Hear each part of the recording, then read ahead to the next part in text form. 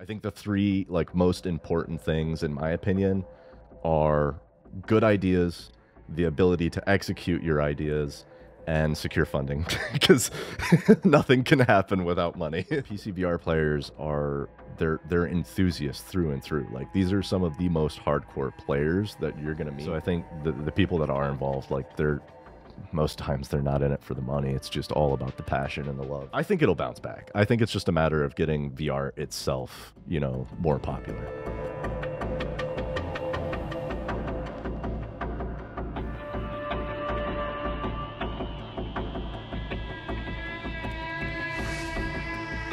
It's hard.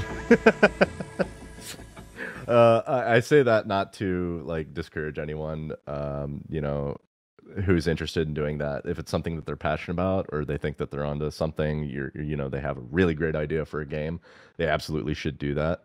And I don't think it's exclusive to PC VR in general. It's just game development. Game development is hard. PC VR is unique in that it has its own hurdles to sort of cover. Like VR is very much, I would argue, still very uncharted territory. There aren't a lot of really well optimized tools from the game development side. There are some, I know that there are some, like Unreal Engine 5 has a VR toolkit now. I think a couple of these engines have been doing it for a little bit, but it's not as optimized as flat screen. So that's a major hurdle. It's, again, just in general, game development is a very long and expensive process. So if it is something that you're interested in doing, it's not to just discourage anyone. In fact, I do encourage people to get more involved in VR or game development or whatever they're passionate about. Just temper the expectations of your project based on what you want to do. And make sure you'll have access to the people, the funds that you need for your project. I think the three most important things, in my opinion, are good ideas, the ability to execute your ideas, and secure funding, because nothing can happen without money. A lot of you see this a lot in VR right now. You have a lot of solo devs or 2 or 3 man teams that are just kind of working on something in their basement or in their free time, and they make some really incredible products. I mean, I think a perfect example of that is Seth, the guy who made the Half-Life Alyx mod for Gunman, and now he's making his own game in Unity. Just like a solo guy by himself, just making an entire game on his own. It's pretty incredible. I mean, you see a lot of these motivated people in the VR space, and it makes sense that it kind of has to be that way. There isn't a lot of big companies inside of VR right now for the most part. There isn't a lot of venture capital investment and things like that you see in flat screen gaming. So I think the people that are involved, most times they're not in it for the money. It's just all about the passion and the love.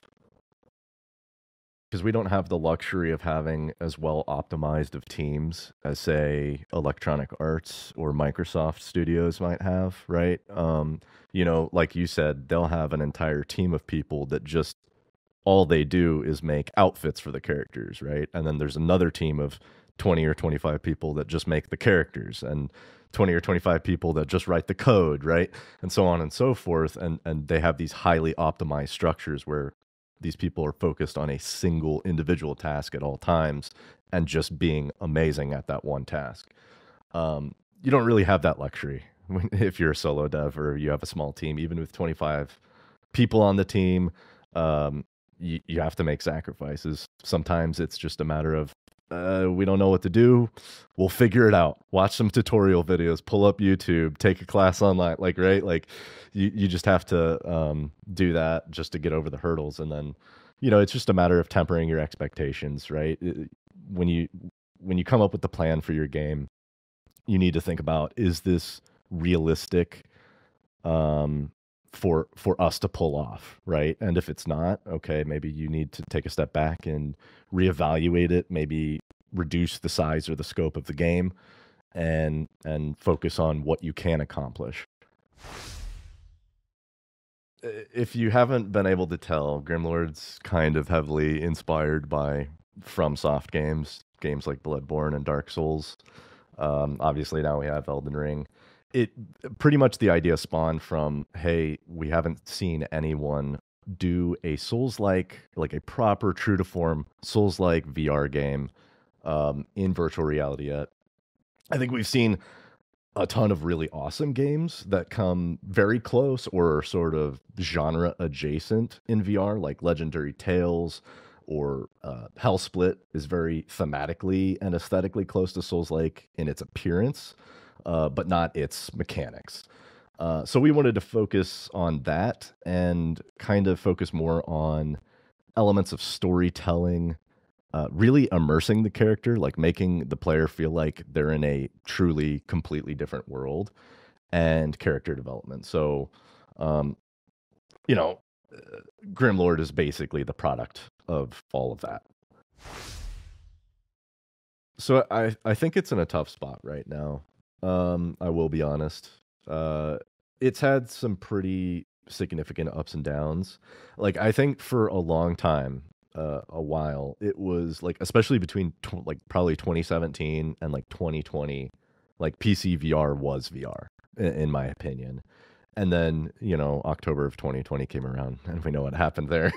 um, it isn't to say that I think, I don't think the Quest 2 is bad. I don't think standalone is bad. In fact, I would actually argue that I think, you know, having standalone as an option and having like super cheap, super affordable headsets has done wonders for VR, which it has because it's gotten like a record number of people into VR. I mean, just look at the sales of the Quest 2.